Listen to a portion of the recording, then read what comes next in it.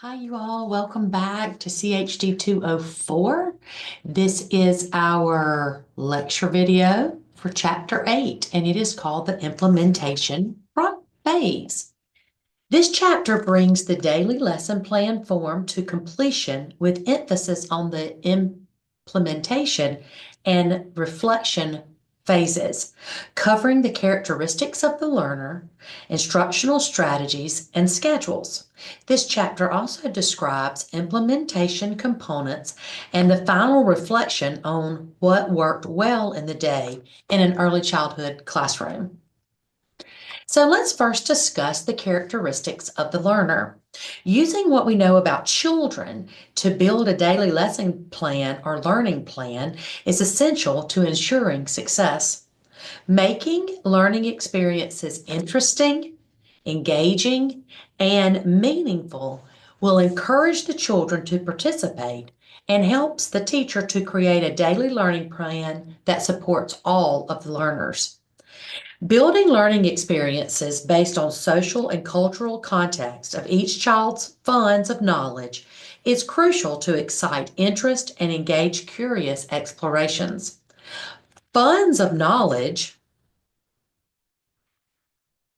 Funds of knowledge are the child's skills and knowledge that have developed through family dynamics, interests, culture, history, and community. Making connections to a child's own fund of knowledge can create rich connections to children from all backgrounds and experiences. Disposition is defined as a pattern of behavior that will be exhibited frequently by the child. It's almost habitual, and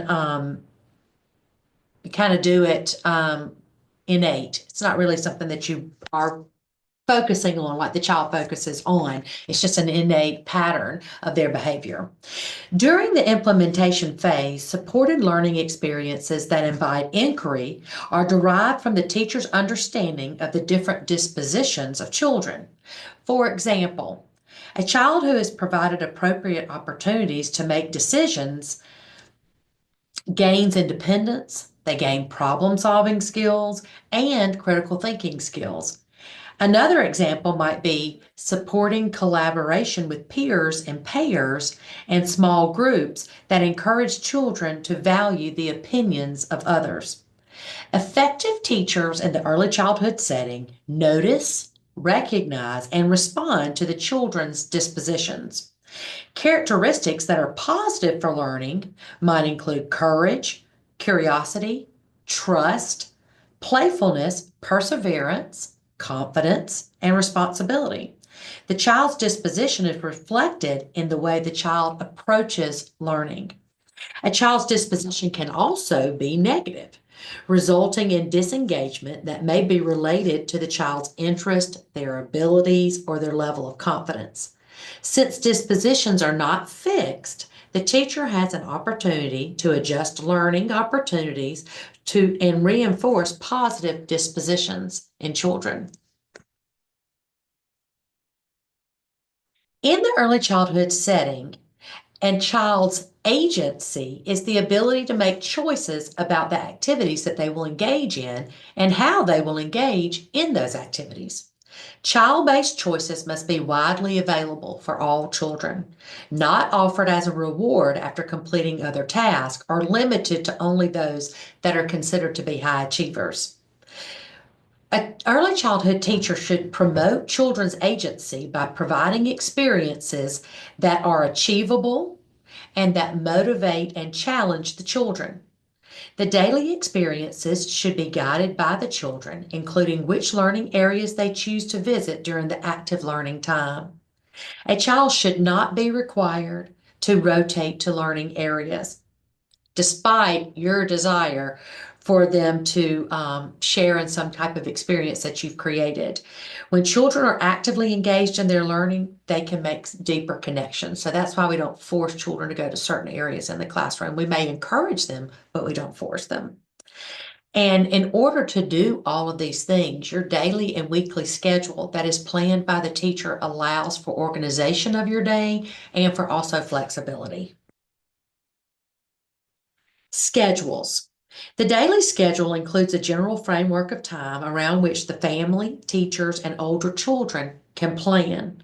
Schedules are a way to communicate routines, although not at the same depth as the daily learning plan or the lesson plan. Most days follow a generic schedule, similar to what is posted on your family bulletin board. However, the need for flexibility is very important in early childhood schedules. A schedule is important for the child, the family, and the teacher because it helps families schedule appointments with the teacher around the class event so that they can ensure that their children are able to fully participate. It supports the teacher when planning and also creates a routine for the children. The infant toddler schedule is open-ended and more a guide for practices. Because goodness, you may have 6 children in your classroom and they're all eating at a different time. They all have different sleep cycles. So your infant toddler schedule is going to be very flexible and more of a guide. The preschool schedule can sometimes be a half-day schedule, can sometimes be a full-day schedule. And of course, the K-3 primary schedule is going to be much more rigid because the school will have an effect on most of those events, like when is the PE, when is the lunch, that kind of thing. Your book shares some really great examples of all three of those types of schedules.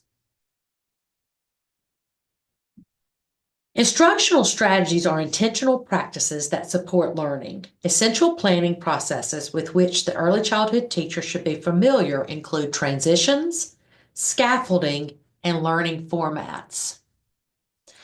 Transitions allow children to know when they're going to move from area to area. So we have to make sure that we have very effective ways to change directions for children in a spontaneous manner. And sometimes that's very difficult with children of any age, okay? So providing some type of warning of what is about to happen in your classroom is called a transition. They're intentional, they are well thought out. And they signal what's going to be an upcoming change that involves stopping something that usually children really love and stopping what they're doing to start something else. Planning and using transitions are considered a best practice. A sudden change that occurs without warning can often create feelings of anger, sadness, worry, or confusion for young children. So we need to give them advance notice of an upcoming change, and this allows them to be prepared and ready for it. Classroom transitions are recognized as central to young children's experiences, but the number of transitions you have in your classroom need to be limited and minimized whenever possible. Because we don't always want them to have to start, stop. Okay, so there's lots of times in the classroom that are very predictable route transitions for an average child, and they're listed in your book. So here are some ideas for transitions. Verbal cues. So that's where you're going to tell them exactly, okay, guys, here's what's about to happen. You might sing a song. You need to make sure, though, that you choose your words very carefully when you give those verbal cues. So don't say things like 5 more minutes. Don't say that. You might want to say, it's time to clean up your table in 5 minutes. So we're giving them something very specific, okay? And never end it with okay, because, hey guys, in 5 minutes, we're going to clean up your table, okay? We don't want to do that because that lets them think that they have a choice. And we're not giving them a choice. We're telling them in 5 minutes, this is what we're going to do. Okay. This takes a lot of practice on your part. You might want to say something like, when I'm going to play a song or I'm going to sing a song. And when I sing, when this song comes to the end, I'm going to need you to find your spot on the carpet. Like that's a really good way of sending that verbal cue. You're telling them you're about to sing the song, and then when it ends, it's time for them they should be on the carpet. That way they know I've got this whole song to get myself cleaned up and ready. You can use some nonverbal cues. Like I used to have a teacher in one of the places where I work, and she had a ukulele and she would strum it. And she'd play a little song on her ukulele. Okay. You can clap your hands. You could set a timer. Those are all nonverbal cues. Um, Whatever you do, minimize your wait time. Okay. So that you're given this opportunity, but don't make children have to sit and wait for long periods of time, okay? Because that's just going to create more issues. And then plan ahead. You need to already have all your materials ready so that when they get to that transition, everything's ready to go. We've talked a lot about scaffolding. It's a strategy or a technique where the teacher, peers, or materials provide support children need as they practice a skill within their zone of proximal development. Scaffolding is going to require the teacher to identify when a child needs additional support. And once that child has mastered that skill and is ready for more challenging experiences, so that you can move them right on. So, in understanding different ways to scaffold children is very important for the teacher. An appropriate scaffolding makes it easier for the child to complete a task and influences their construction of mind. It helps children develop the mental categories and processes necessary for attempting tasks. Um, Many times teachers provide scaffolding and they don't even know about it. Okay, they're not even aware they're doing it. Beginning with the least amount of support is always your best practice, because this allows the teacher to, this allows the children to be able to show what they are capable of without assistance. Learning formats have nothing more to do than with group size. Okay, group size is a key part of your planning. The teacher's role is to ensure that each child has the opportunity to pursue individual interest and benefit from the learning opportunities. Teachers consider which learning format is best to help children achieve learning outcomes based on their individual characteristics, meaning the children's individual characteristics, um, their age, their disposition, their abilities. But that's how we're going to choose what type of group size we're going to put them on. Sometimes we might have one-on-one. We might pair them up in groups of twos. Small groups are like 3 or 4 children, and these are probably most commonly used during indoor and outdoor activity learning times. We're going to see these small groups usually very frequently in classrooms. And then there's large group occasions, which can maybe be outdoor time or recess, lunch, circle time, where everybody is together. But we also want to make sure that we limit those large group times, the length that we keep them in that area, just because of children's attention spans.